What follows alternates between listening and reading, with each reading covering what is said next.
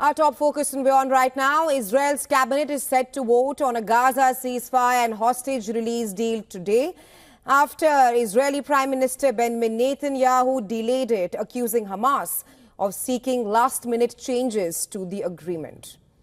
The truce announced by mediators Qatar and the United States on Wednesday will begin on Sunday and involve the exchange of Israeli hostages for Palestinian prisoners, after which the terms of a permanent end to the war will be finalized.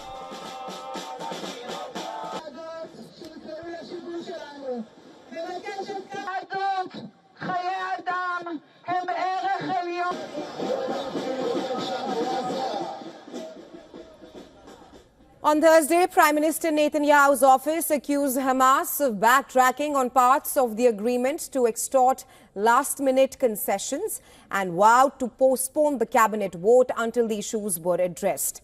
But an Israeli official later confirmed that the cabinet will meet on Friday to decide on the deal. Well, at least 2 cabinet members have voiced opposition to the ceasefire, with far-right National Security Minister Itamar Ben-Gvir saying that he and his party colleagues will quit the government if it approved the deal.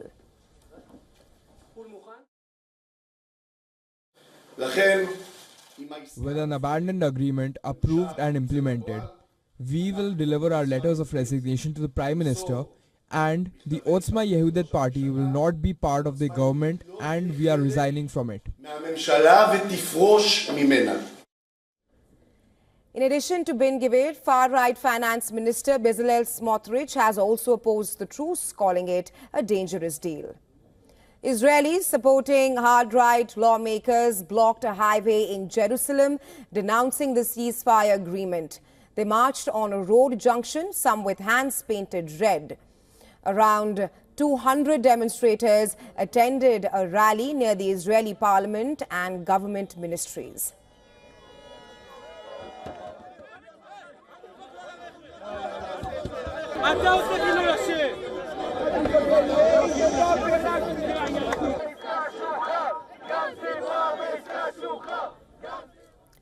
Meanwhile, U.S. Secretary of State Antony Blinken voiced confidence that the implementation of a ceasefire in Gaza will begin on Sunday.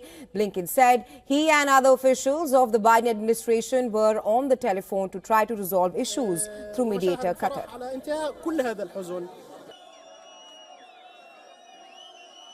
On the ceasefire, yes, I am confident, and I fully expect that implementation will begin, as we said, on Sunday. Look, it's not exactly surprising that in a process, in a negotiation that has been this challenging and this fraught, you may get a loose end. We're tying up that loose end as we speak.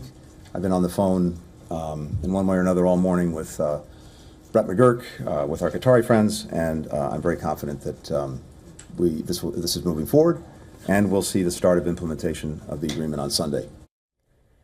At a farewell news conference in Washington, D.C., Blinken's opening remarks were disrupted by 2 activists, with one of them shouting slogans. The outgoing Secretary of State defended Biden administration policies on Israel's war with Hamas. You too, Matt. You smirk through the whole thing every day. With the May 31st statement to block the ICJ orders, you blocked the ICJ orders. Please, sir, respect the process. Thank you. Oh, respect the process. Respect this process. While everybody from Amnesty International, to the ICJ, saying that Israel's doing genocide and extermination, and you're telling me to respect the process. Criminal! Why aren't you in The Hague? Why aren't you in The Hague? On the ceasefire, yes, I am confident, and I fully expect that implementation will begin, as we said, on Sunday.